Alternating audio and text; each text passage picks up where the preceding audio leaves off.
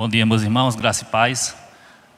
A temática de hoje que nós iremos iniciar, a Escola Bíblica de Férias, é sobre o John Rockwell Smith e os 150 anos do presbiterianismo aqui no Nordeste brasileiro.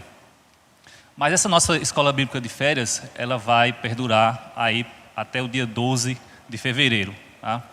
Essa primeira aula é sobre o John Rockwell Smith e o presbiterianismo, porém as demais serão sobre a cosmovisão cristã. E em seguida, somente no final de fevereiro, após o carnaval, que iremos retornar para as classes individuais, certo? Então, janeiro e fevereiro praticamente será dedicado aí à Escola Bíblica de Férias, tirando o domingo da Santa Ceia e o domingo de Carnaval. Tá? Então, essa nossa exposição de hoje sobre o John Rockwell Smith e os 150 anos do presbiterianismo no Nordeste, o nosso objetivo aqui é pensar a inserção do presbiterianismo no Nordeste brasileiro. A partir daí, pensar também Recife, ou Pernambuco em especial, e daí a gente chegar aonde nós estamos, que é o estado de Alagoas. Tá? Então, o nosso panorama ele vai girar em torno disso, ou o nosso objetivo é que, ao final da exposição, nós tenhamos este panorama, e este panorama ele vai ser centrado na figura do John Rockwell Smith. Hoje é dia 15 de janeiro de 2023, e essa exposição também tem essa finalidade de apontar a importância dessa data, 15 de janeiro de 2023, e eu desejo que, ao final, a gente consiga ter essa visão panorâmica da inserção do presbiterianismo aqui no Nordeste brasileiro, em Pernambuco, em especial em Alagoas, assim como a própria pessoa do John Rockwell Smith e o quão importante foi o seu papel, né, a sua pessoa, a sua figura, para que o presbiterianismo chegasse em Pernambuco, chegasse em Alagoas e avançasse desde Pernambuco, descendo para Alagoas, mas também subindo em direção a João Pessoa, Rio Grande do Norte, Ceará, Maranhão. Né? Então, ele tem um trabalho em que faz todo esse panorama da região do Nordeste brasileiro. Esse primeiro panorama que eu quero traçar com os irmãos, ele começa com outro reverendo presbiteriano que vai chegar em especial ou em específico na cidade de Salvador no ano de 1871, que foi o reverendo Francis Schneider, ou Francis Joseph Christopher Schneider, ou traduzindo, Francisco José Cristóvão. Ele era alemão e inicialmente ele veio para o Brasil, para o Rio de Janeiro, e lá ele não tinha o objetivo de ministrar o Evangelho para portugueses ou brasileiros, né? Mas posteriormente a sua missão vai se alterar, e a partir do Rio de Janeiro ele vai se deslocar para a cidade de Salvador no ano de 1871. E aqui o primeiro marco que eu estabeleço nessa história do presbiterianismo no Nordeste brasileiro é que, com a chegada dele na cidade de Salvador, no ano de 1871, a gente tem a chegada do presbiterianismo no Nordeste brasileiro. Partindo da cidade de Salvador, do estado da Bahia, com a chegada do presbiterianismo no Nordeste brasileiro. Então, a chegada dele marca a chegada do presbiterianismo no Nordeste brasileiro. E no ano seguinte, ele irá fundar a igreja na cidade de Salvador, no ano de 1872. E aí a gente começa a traçar ou apontar estes 150 anos do presbiterianismo no Nordeste brasileiro. Em 2021, 2 anos atrás, provavelmente em decorrência da pandemia, não tivemos maiores evidências ou exposições acerca desse evento. Em 2021, portanto, o presbiterianismo completou 150 anos no Nordeste brasileiro. Tá? A gente tem a chegada né, dele como a marca da chegada do presbiterianismo no Nordeste. Assim como a gente tem a chegada do Simonton, no Rio de Janeiro, como a marca da chegada do presbiterianismo no Brasil. Então, este é um marco. Qual é o marco? A chegada de um missionário presbiteriano. Simonton, no Rio de Janeiro, e aqui eu não vou abordar a pessoa do Simonton. Schneider, né, ou Francisco José Cristóvão, na cidade de Salvador, em 1871, e no ano seguinte ele vai organizar a primeira igreja presbiteriana no Nordeste brasileiro, na cidade de Salvador, no ano de 1872. Porém, a gente não vai se deter na figura dele, porque em Salvador ele não avança para outras regiões do Nordeste. Ele fica Salvador ou Bahia, tem um trabalho importantíssimo de avanço para o interior do estado da Bahia, avança para Sergipe, mas o trabalho dele é pioneiro, né, mas não se estende para além na região Nordeste de Bahia e do estado de Sergipe. E aí a gente tem a figura do John Rockwell Smith, que chega no dia 15 de janeiro de 1873. E qual é a data de hoje? 15 de janeiro de 2023. Portanto, hoje, exatamente hoje. Eu não sei o horário porque eu não achei ainda. Mas se eu tivesse achado nos registros, eu diria, né? Exatamente hoje, há 150 anos, John Rockwell Smith chegou à cidade do Recife. Ele foi o primeiro presbiteriano enviado diretamente para a região Nordeste. Então, apesar de você ter a vinda do Schneider, né, ou do Francisco José em 1871, 2 anos antes, e a fundação da igreja em Salvador, ele veio do Rio de Janeiro. Então, é a extensão de um campo missionário do Rio de Janeiro. O Smith não. O Smith é outra dinâmica. Ele é o primeiro missionário presbiteriano enviado diretamente para a região Nordeste. Então, no quesito de ser o primeiro a vir para a região Nordeste, ele é o primeiro que vem na condição de missionário enviado para das missões que vêm dos Estados Unidos da América, né? Então, ele tem esse perfil de ser, portanto, ainda que não seja de fato o primeiro missionário presbiteriano na região Nordeste, mas ser o primeiro enviado pelas missões norte-americanas, que foram as comunidades que enviaram os missionários presbiterianos para o Brasil, né? Então, em determinado aspecto, ele é o primeiro, e em determinado aspecto, não, a depender do ponto de vista que você está olhando a chegada dele, né? Então, portanto, hoje, dia 15 de janeiro de 2023, temos a graça, né, que o Senhor nos concede de estarmos aqui reunidos, rememorando a memória do John Rockwell Smith, e eu desejo imensamente que ao final a gente tenha a percepção do trabalho dele no Nordeste brasileiro, né? Eu tenho certeza, não absoluta, mas bem convicta, de que boa parte de nós aqui jamais ouviu falar no nome de John Rockwell Smith. É bem provável que alguns tenham a memória do George Butler.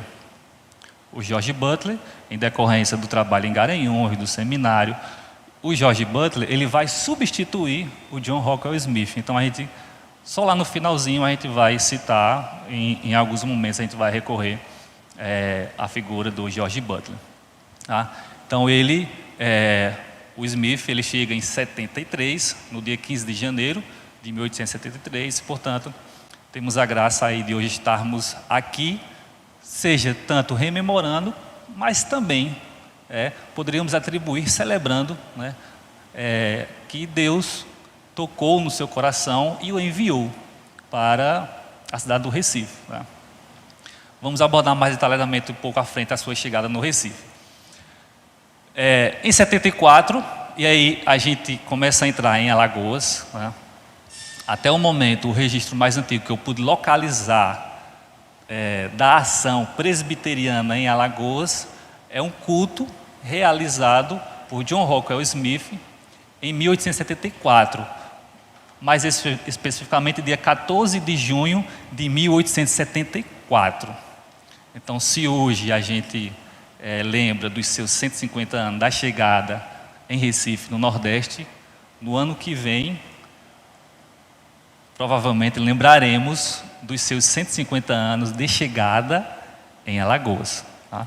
Esse é o registro mais antigo que a gente tem de um missionário presbiteriano enviado para Alagoas. Ainda não consegui localizar a chegada dele em Alagoas, para poder fazer o paralelo entre a chegada de Simonton, a chegada dele no Recife. E assim, com a chegada dele em Alagoas, teríamos o primeiro missionário presbiteriano enviado para Alagoas para realizar as missões presbiterianas em Alagoas. Né? Então, eu estou atribuindo este culto, que eu consegui localizar o registro, como a inserção do presbiterianismo em Alagoas. Né?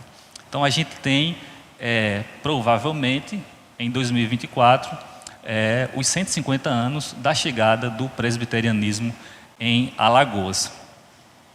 É pouco provável que tenha ocorrido em 1873, porque, apesar dele ter chegado em janeiro de 1873, ele só começou a pregar em agosto de 73. Então, ele passa alguns meses, porque tinha uma dificuldade muito simples, mas bastante trabalhosa, a dificuldade idiomática.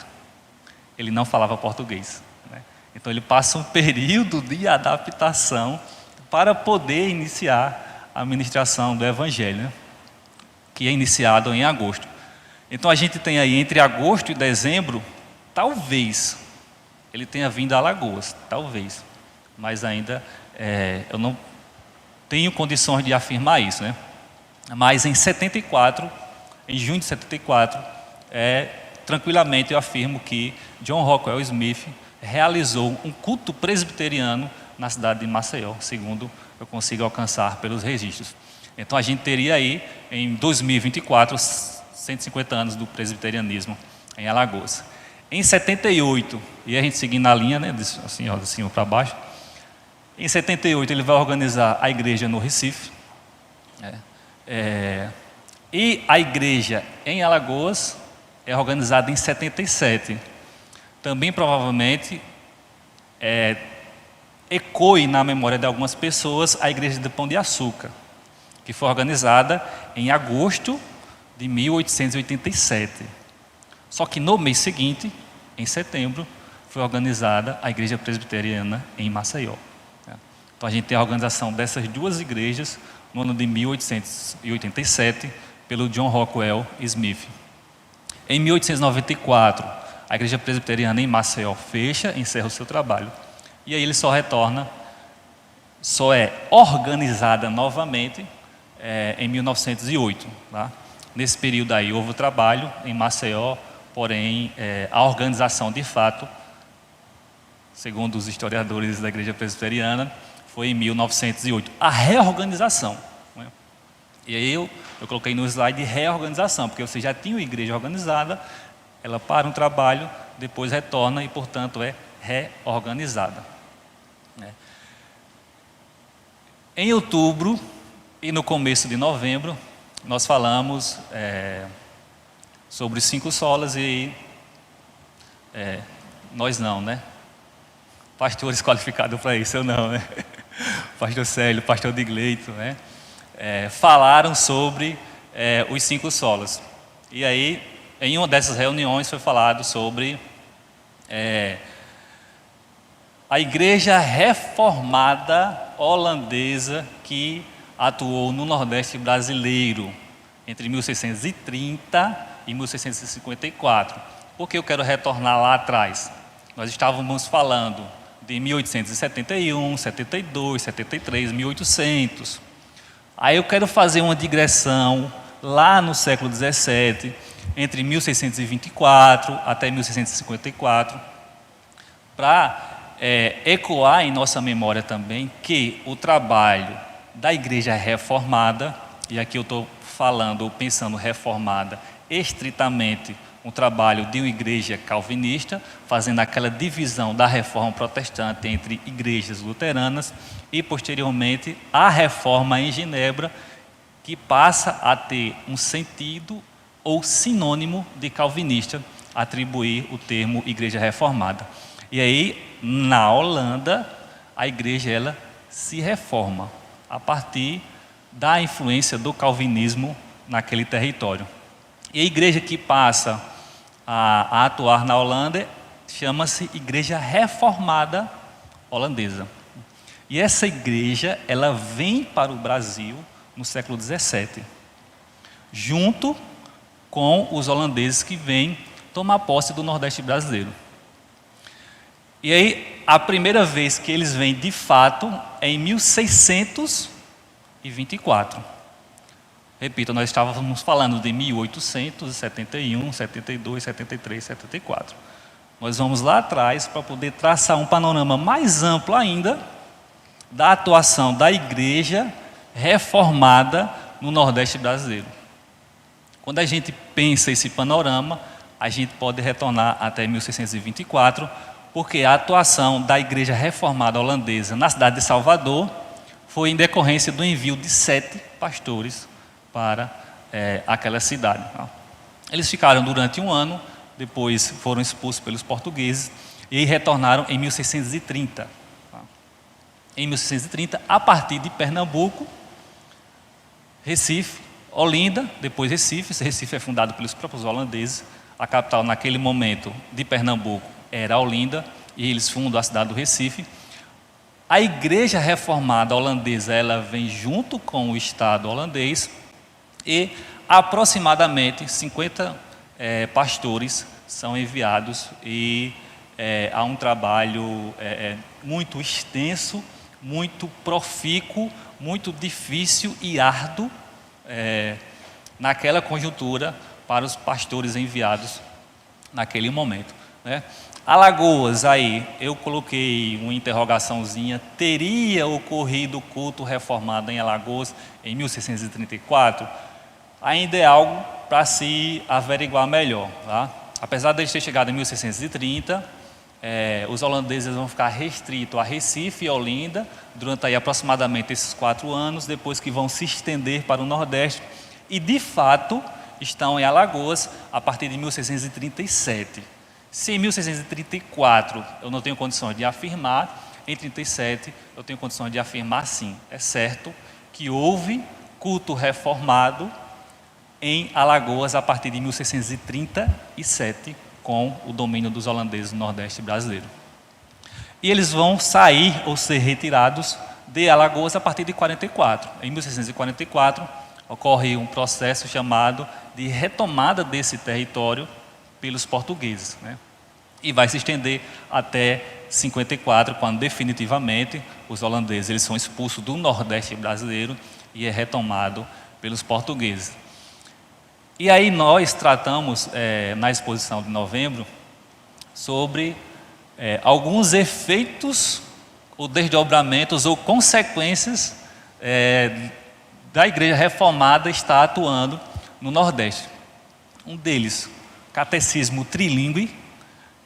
Eles desenvolveram um catecismo em 3 idiomas: holandês, português e tupi.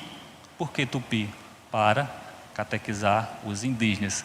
Inclusive, foi um trabalho muito extenso e muito profícuo com as comunidades indígenas nesse momento, né?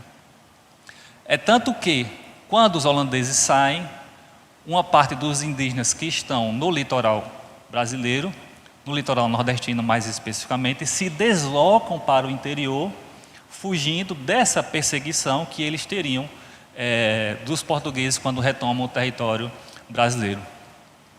E aí eles vão continuar agindo, vivendo conforme os preceitos da Igreja Reformada holandesa, né? E aí tem se caracterizado como a primeira igreja evangélica genuinamente brasileira, pois teria sido a primeira igreja desvinculada de missões estrangeiras, né? A partir do momento que esses indígenas eles se deslocam e passam a viver sem que tenha um acompanhamento de igrejas estrangeiras, essa igreja, por ser formada de nativos, seria considerada a primeira igreja evangélica brasileira. E aí tem um fato muito interessante, que é o padre Antônio Vieira. Ele vai se deslocar até o interior do Ceará, que foi onde essa comunidade se estabeleceu após fugir do litoral. E ele vai ter a missão ou o objetivo de catequizar esses indígenas para a Igreja Católica, né? E ele fica perplexo com aquilo que ele vê. Ele vê tantos indígenas convertidos à Igreja Reformada holandesa, que ele vai chamar aquela comunidade a qual ele se depara no interior do Nordeste brasileiro, mais especificamente no que hoje é o estado do Ceará, de Genebra dos Sertões. Então, o primeiro lugar que se compara com a Genebra suíça de Calvino é o interior do Nordeste brasileiro, né? E aí essa comunidade é convencida, né, naqueles métodos coloniais, de retornar ao catolicismo. E a gente teria o encerramento dessa igreja, ou primeira igreja evangélica brasileira, igreja indígena. E nesse panorama que tem aí, eu busquei traçar os paralelos, né? Você teria, por exemplo, o primeiro paralelo que a gente tem ali é 1624 e 2024. Em 2024 teremos os 400 anos do primeiro culto reformado no Nordeste brasileiro. Esse é um marco. Aí está ali 630, que é a chegada em Pernambuco, 34 Alagoas, 37 a 44. Tranquilamente a gente pode afirmar que houve culto reformado em Alagoas. Funcionaram aí pelo menos 3 locais de culto: Porto Calvo, o que hoje é Marechal Deodoro, que à época era Santa Maria Madalena da Lagoa do Sul, porque temos 2 lagoas, a do norte que está aqui e a do sul que está lá, o que hoje é Marechal Deodoro. E aí, daí, nós pularíamos lá para 1871, nesse interstício aí.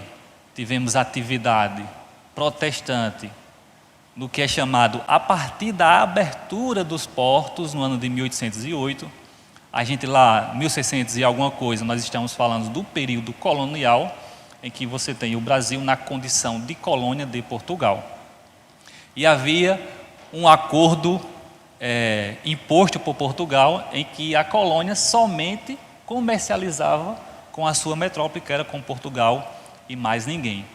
Em decorrência de uma dinâmica histórica que ocorre na Europa, o rei português se desloca para o Brasil, né? E aí a controvérsia se é medo ou o que é, né?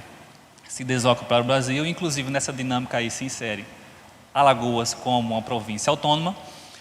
O rei português se desloca para o Brasil, é escoltado pela Inglaterra. Os ingleses são anglicanos.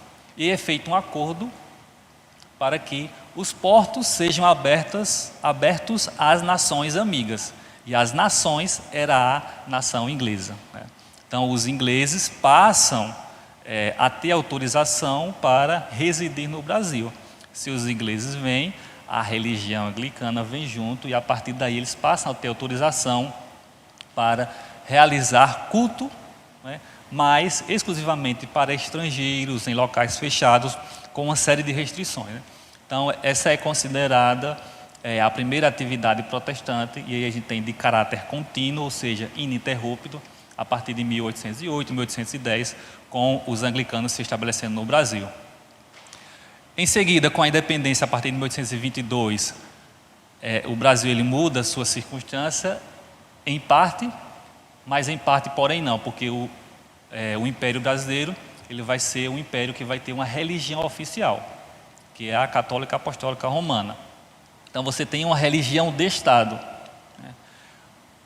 Outras religiões são autorizadas a realizarem suas atividades desde que não tenham nenhuma característica externa de igreja. Então são cultos privados que deveriam ser exclusivamente para estrangeiros, e esse local de culto não deveria ter nenhuma característica de instituição religiosa. Esse primeiro movimento aí, depois virão os chamados colportores. E o que eram colportores? Eram vendedores de Bíblias ambulantes, né, que passam a se deslocar em vários locais do Brasil e aí, inclusive, passam a chegar no Nordeste brasileiro, né.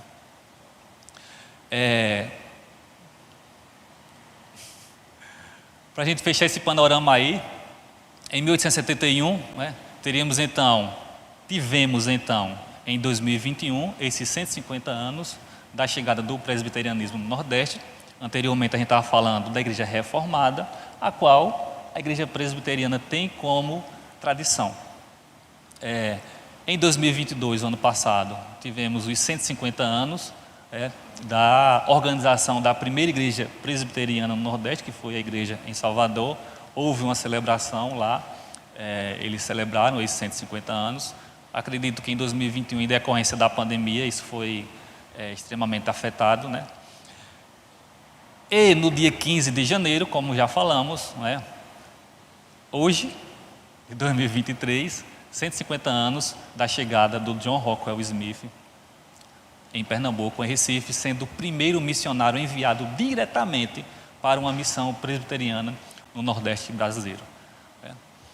E o outro paralelo que eu tracei ali é 1874 e 2024, que temos aí até o momento, pelo menos aí em 14 de junho de 2024, os 150 anos de culto presbiteriano, ou do primeiro culto presbiteriano realizado em Alagoas, né?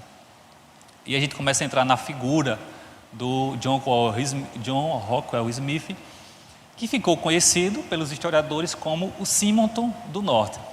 Como eu já falei, a gente não vai abordar a figura do Simonton, mas ele tem o trabalho, a missão de trazer o presbiterianismo para o Brasil a partir do Rio de Janeiro, cidade do Rio de Janeiro, à época capital do Império Brasileiro, né? Aí até a década de 50 do século XX, também com a República, né? Então John Rockwell Smith ficou conhecido como o Simonton do Norte porque se compara a atuação dele do Nordeste com a atuação de Simonton no Sudeste. Então a gente tem aí duas figuras paralelas, que atuam de forma paralela. E aí eu falo paralelo em termos de ação, não temporal, né? O Simonton, a gente está falando da década de 60, do século XIX, e aqui nós estamos falando uma década depois, na década de 70 do século XIX também, né? Então, por que Simonton? Porque a sua atuação no Nordeste é comparada à atuação do Simonton no Sudeste. E por que do Norte? Essa diferença geográfica, ou essa nomenclatura que a gente tem como Nordeste, ela é somente criada pelo IBGE no século XX, né? Então, algumas pessoas ainda no Sudeste, quando a gente vai ao Sudeste, elas ainda falam que nós somos do Norte. Aí a gente fala, não, eu sou do Nordeste. Porque ainda ecoa, né, então, no modo de falar das pessoas, essa divisão, que tudo que está a norte do país é o Norte, né? Então, nesse momento que que o Smith vai atuar no Nordeste brasileiro, o que a gente chama de Nordeste era simplesmente conhecido como Norte. E quando o historiador, que é o Vicente Temudo Lessa, vai escrever esta afirmativa nos anais da história da Igreja Presbiteriana, ele escreve no início do século XX, em que a nomenclatura ainda era Norte, né? Então, poderíamos aí trocar o Simonton do Norte por Simonton do Nordeste, tá? Que ele vai formar uma base muito sólida e consistente a partir do Recife para atuar em toda a região Nordeste, de Alagoas ao Maranhão. E aí no Maranhão, por exemplo, o Butler, ele vai formar outra base que vai avançar para o que hoje a gente chama de Norte, que é o Pará, o Amazonas, né? A partir do Maranhão é avançado para a região que a gente chama de Norte, né? Então o Simonton nasceu em 1846, se formou no Seminário de Teologia Union e foi ordenado em dezembro de 72. tá? E ele chegou ao Recife em 15 de janeiro de 1873. Tá? Então a gente tem aí ordenado e já foi para o campo de missão. E a gente vai perceber como é diferente a chegada dele de outros que vêm depois. E a igreja foi organizada no Recife em 1878, 5 anos após a sua chegada. E aí, em fevereiro ele faz esse registro aí. Olha que interessante. Descobri um fato interessante. O trabalho aqui já se iniciara. Ele chegou em janeiro no Recife. E em fevereiro, escrevendo, né, a igreja que o enviou, ele narra esse fato, né? Lembrando que não tinham redes sociais, não tinha, né, Instagram, TikTok, não tinha nada disso, né? Então, nem telefone tinha, né? As comunicações eram carta ou alguém ser o mensageiro e levar a mensagem, né? Brevemente, eu queria fazer uma reflexão com vocês sobre esta frase, que eu acho que ela é a síntese, quando a gente observa ela com mais cuidado, da importância do trabalho do Simonton no Nordeste brasileiro, na implementação do presbiterianismo, né? O que a gente pode extrair dessa frase? Descobri um fato interessante. E ele descobriu isso quando ele estava onde? No Recife. Ele descobriu isto quando ele estava no Recife. O que significa?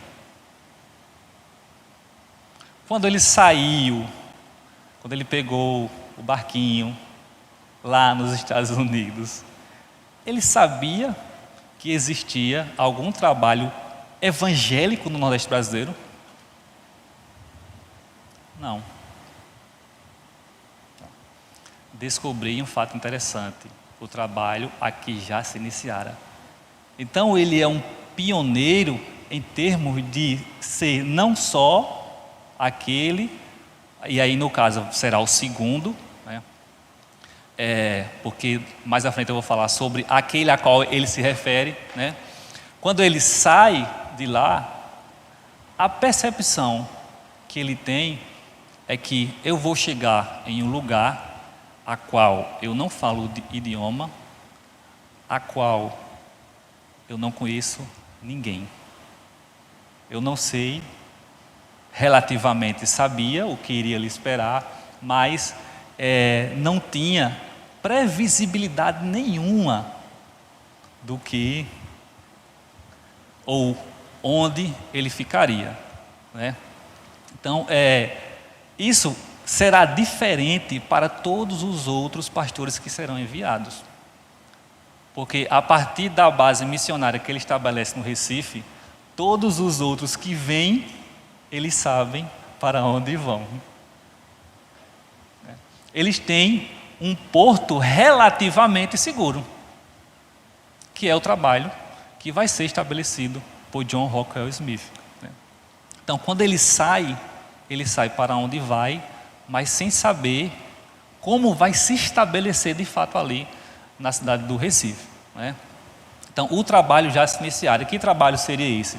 Aí foi o trabalho do congregacionalismo, né? Aquele que posteriormente veio a ser chamado de congregacionalismo pelo Manuel Viana, que era um diácono da igreja congregacional, atualmente igreja congregacional no Rio de Janeiro, liderada por Robert Calley. O Robert Calley enviou o Manuel Viana para um trabalho no Nordeste brasileiro. E aí ele já tinha vindo algumas vezes ao Nordeste, e em 71, 2 anos antes da chegada do Simonton, ele tinha se estabelecido no Recife, né? Quando o Smith chega, só tinha o Viana, e a partir daí passa a ter ele. Então você tem os 2 primeiros evangélicos efetivamente trabalhando para estabelecer igrejas evangélicas no Nordeste brasileiro, tá? São os 2 caras que vão andar de braços dados nesse trabalho pioneiro, né?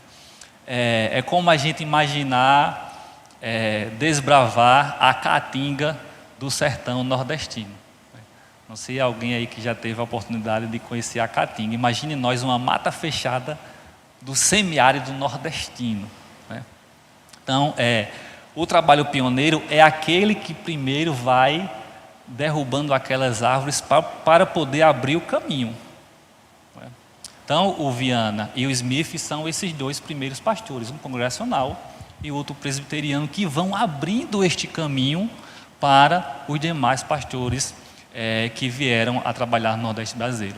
E aí, em especial, o Smith, conhecido como Simonton do Norte, né? Então tem essa chegada sem saber muito bem, e a partir daí ele começa a trabalhar no Recife, né? Igrejas implantadas diretamente por ele: Recife 78, Goiânia 80, João Pessoa na Paraíba 84. A época se chamava Paraíba, né? A cidade era Paraíba e a província Paraíba, né? Depois, em decorrência da morte de João Pessoa, e aí na década de 30 do século XX, né, envolvido lá com Getúlio Vargas, e foi assassinado, e aí a capital ficou o que era Paraíba, a cidade passou a se chamar João Pessoa. Em 84, na cidade de João Pessoa, Pão de Açúcar, e Maceió, 87. Isso que ele implantou, né? E tem os trabalhos que ele colaborou, que ele não foi, mas enviou. É aquele que eu falei. A partir daquela base montada na cidade do Recife, missionários foram enviados para outros lugares. Por exemplo, Natal, né? E aí a cidade de Natal, a gente recorda que, por exemplo, o primeiro presidente evangélico, Café Filho, ele saiu da igreja presbiteriana da cidade de Natal, né? Na década de 50 também, na relação com Getúlio Vargas. Natal, Fortaleza e São Luís, né? O George Butler, que é quem inicia o trabalho no Maranhão, quando ele chega, ele vai para onde? Para onde que ele vai? Ele vai para o Recife. Quem é o porto seguro dele quando ele chega? É o Smith, né? Então, é a partir dali, quando ele sai, e aí a gente faz aquela reflexão sobre a saída dos Estados Unidos. Quando ele sai dos Estados Unidos, o Butler, ele sabe para onde vai. Ele vai até a casa do Smith, né? Então ele tem um local a qual ele se abrigue, né? Então, isso além das cidades interioranas, tá? Esse trabalho não foi só nas capitais. E você tem o envio de missionários a diversas cidades interioranas, né? Um paralelo aí entre o Brasil holandês, não sei se ele tinha consciência disso, mas praticamente essa circunferência aí, esse panorama que ele vai atuar na região Nordeste, é completamente similar ao trabalho da Igreja Reformada holandesa no século XVII, né? A Igreja Reformada atuou conforme esteve os holandeses no Nordeste brasileiro, de Sergipe, mas efetivamente aqui de Alagoas, do Rio São Francisco, até o Maranhão, né? Região a qual o Smith atuou também. Então a gente tem aí essa imagem, ela descreve o período de dominação dos holandeses no Nordeste brasileiro e a atuação da Igreja Reformada holandesa. A gente faz uma comparação com a atuação do Smith. Chegamos em Alagoas, já falamos um pouco, mas para rememorar a gente, Pão de Açúcar, dia 18 de agosto de 87, é organizada, sai de Pão de Açúcar, vem para Maceió, e no mês seguinte o Smith organiza a igreja em Maceió. Em Maceió específico, né? Culto presbiteriano, no dia 14 de junho de 1874, o ano que vem, portanto, os seus 150 anos.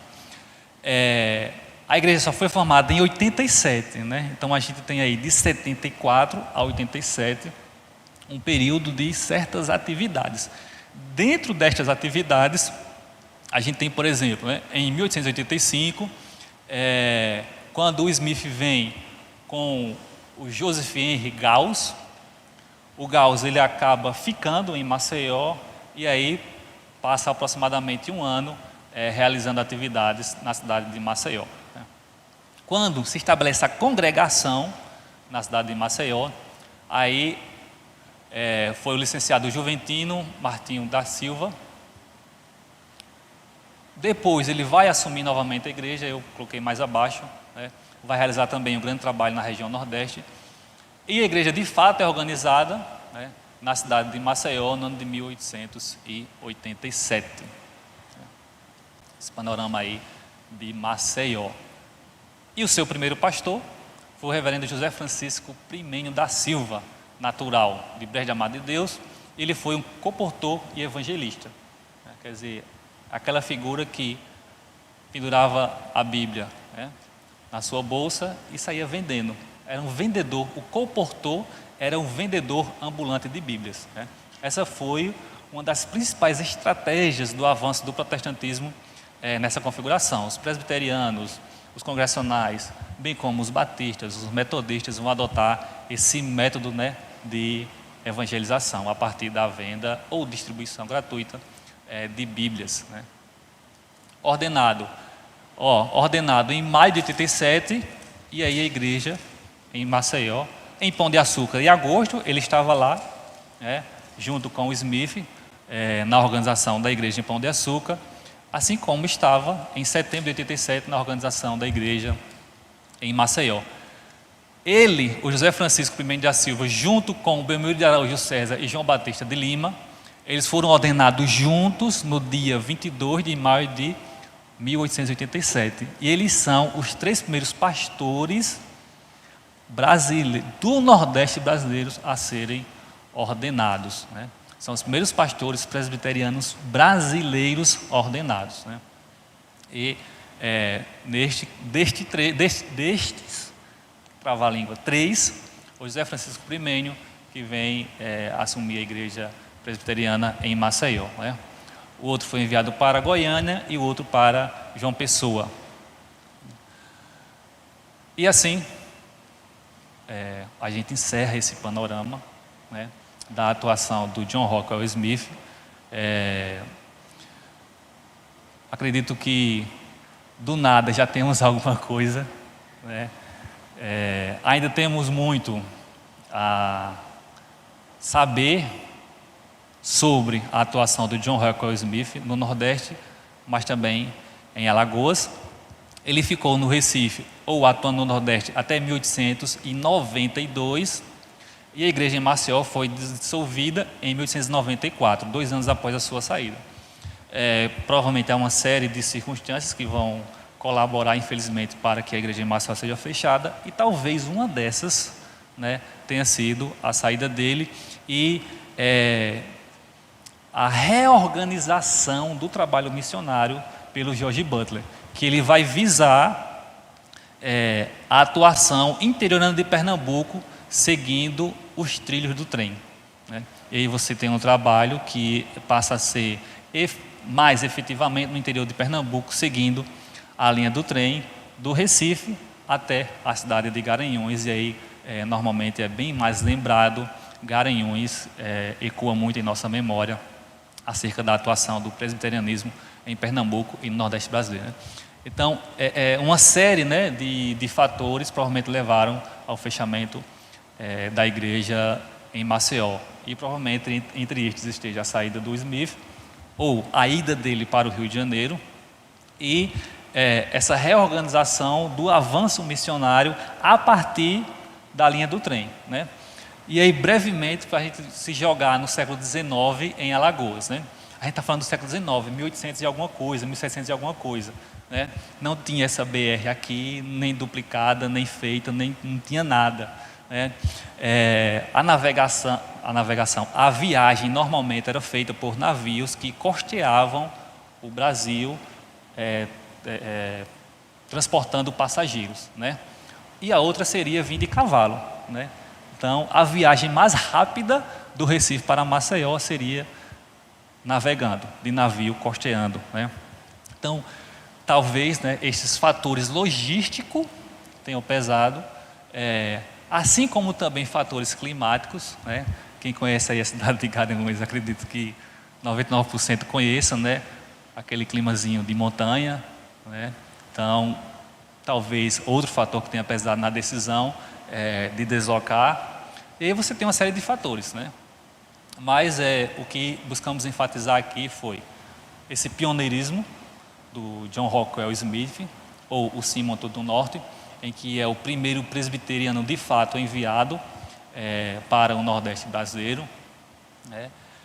E quanto foi difícil para ele e como ele abriu portas ou fundou uma base missionária para que, a partir da cidade do Recife, o trabalho presbiteriano avançasse para todo o Nordeste, sem desconsiderar, obviamente, o trabalho, né, do Francis Schneider, em Salvador, assim como também rememorando que a igreja evangélica, a igreja protestante, a igreja reformada, já tinha atuado no Brasil, também em Alagoas, no século XVII. E fechamos com o que Jesus nos diz ou nos afirmou a partir do que está em Mateus 9, 35 a 38. E percorria Jesus todas as cidades e povoados, ensinando nas sinagogas, pregando o evangelho do reino e curando toda a sorte de doenças e enfermidades. Vendo ele as multidões, compadeceu-se delas, porque estavam aflitas e exaustas como ovelhas que não têm pastor. E então se dirigiu a seus discípulos: a seara, na verdade, é grande, mas os trabalhadores são poucos. Rogai, pois, ao Senhor da seara que mande trabalhadores para a sua seara. Que Deus nos abençoe nesse trabalho, né? E que a Igreja Presbiteriana do Farol seja um farol tanto para fora, mas também para dentro do presbiterianismo em Alagoas, né? Que se a gente teve a Genebra dos Sertões no século XVII, se a gente teve a Genebra do Nordeste no Recife, a partir do Simonton, e aí não tem os registros, eu estou falando isso aqui, por que não a gente ter a Genebra de Alagoas a partir da Igreja Presbiteriana do Farol, enviando missionários para todo o estado de Alagoas?